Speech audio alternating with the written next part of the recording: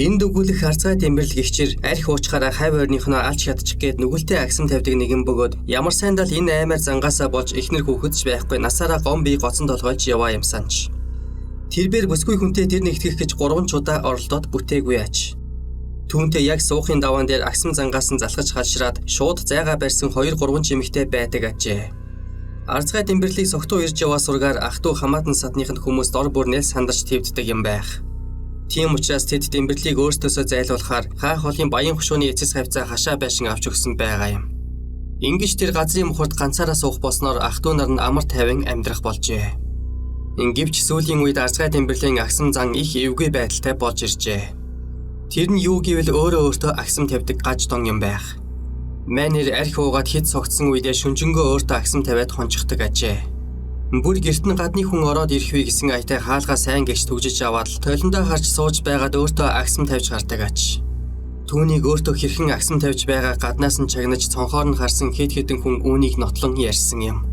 Тэдний нэг нь эмэгтэй хүнд тоогддоггүй зарим нэг доожоогүй ирчүүд гар хангалах хийхдээ өөртөө нэг л их ач холбогдол өгч хаалга маалга түгжиж аваад гачаалтаж гардаг. Дэмбэрл өөртөө агсам тавихтаа яг иймэрхүү таашаал хэдэлдэг юм билээ. Хэд согтсон үедээ байшингийн хан хаалгыг дангин л түгжиж яваад ёстой нэг багталтай наргагүй өөртөө агсам тавихыг яана. Магадгүй ингэж агсам тавьснараа доогууraa дур тавьдаг байж болох юм шүү. Энэ бол нэгэн төрлийн гаж дон байх гэсэн юм. Ингэхдээ Дэмбэрл өдөр болгон арх ууж агсам тавиад байдаггүй. Ердөө 7 хоногт ганц удаа сайн гихч архитаад өөртөө сайн гихч агсам тавьчихдаг юм байх. Тэгээд 7 хоногийн турш ажил төрлөө бодоод амар амгалан явах жишээтэй. Элдв хүүхэн шуухан эргүүлээд байхгүй.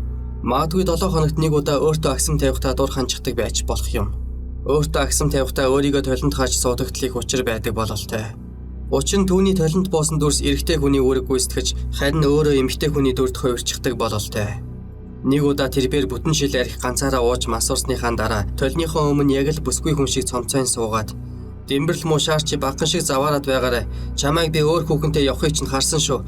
Нэг муу янхан хүүхний бөхс хөхийг учиргүй илж таалаад байгаа юм да. Чи болооч ямар заваа новшвэ. Би ч гэсэн адилхан өөр хүнтэй явуулна. Харчил байгаарай.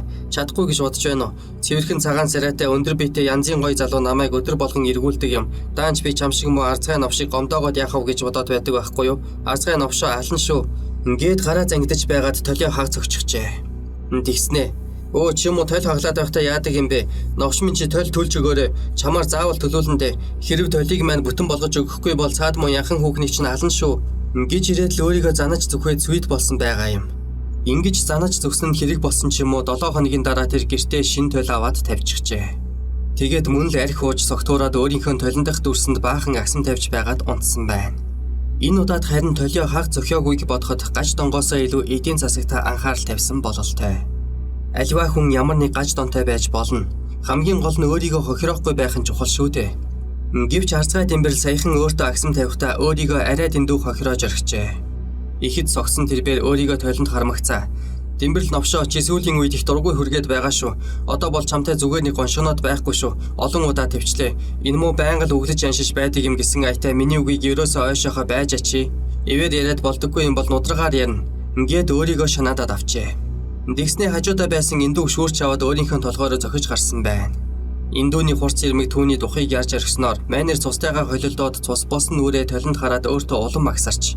Дэмбэрл новшоо чи яаж байгаа чинь энэ вэ? Аллаа штэ. Би ч гэсэн тэгвэл чамайг ална. Майчи. Ингээд өөрийнхөө толгой руу эндүүгээр балбаж гарчээ.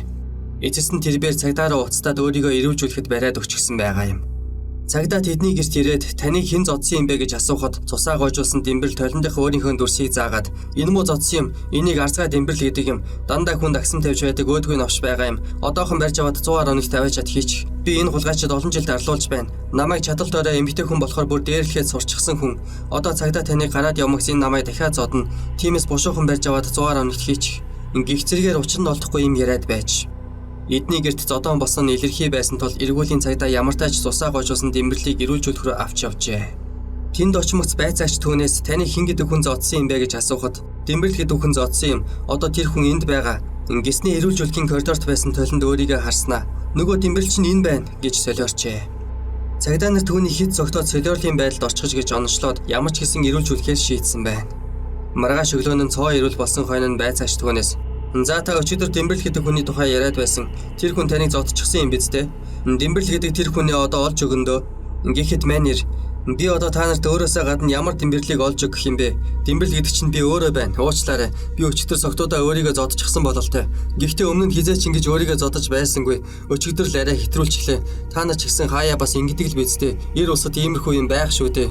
Ингэж жишимч үгүй өчсөн байна. Ингээд өөрийгөө ирүүлжүүлэхэд барьж өгсөн Манер торгуулийн 4500 төгрөгөөр хохироод зогсохгүй нүүр аманда битүү шарахтай үлджээ. Энэ удаад ч яхав өөрийгөө зодоод өнгөрлөө. Дараагийн удаад өөртөө агсам тавихтаа зүрхэндээ хотоо шаажих юм биш байгаа да. Ер нь энэ мэтэр агсам тавьдаг аж донтонгууд мерсэр байдаг бөгөөд дээхэн үед нэг агсам ир хөдөөхөр ганцаараа явхдаа мориноосоо буугаад ургаа хатанд агсам тавьж байсан гэдэг билээ. Дашрамт хэлэхэд 1970-аад оны үед Өвөрхангай аймагт Загдийн Нондог очир гэж цуутай агсам хүн байсан гэдэг. Манер хөдөөхөр ганцаараа согтуу явж байгаад унаж явсан мориндоо агсам тавьж цулбараад угтчихсаар байгаад мориныхон амыг төмөр амгаагаар үсгийн тамтаггүй зүсчгээд ирдэг байсан гэдэг. Ер нь түүний гараар орсон морь мордонгууд л хоёр тишээ дайлдардаг, гөлмөнд нь дөнгөж хөл хөрөөдөл гизээ хонхойлгоод цанхаалдаг байж. Учир нь Дондог очир унаж явсан мориныхон бөөлөө яварч гөлмөө давирсаар байгаад мориныхон гидис орчмын арсыг хацлаад хайчихдаг нүгэлтэн байсан гэдэг. Түүний согтуу ирэхэд хот айлынхад нь бүгд нэг гэртээ овоорч хизээ унтах бол гэж хүлээн.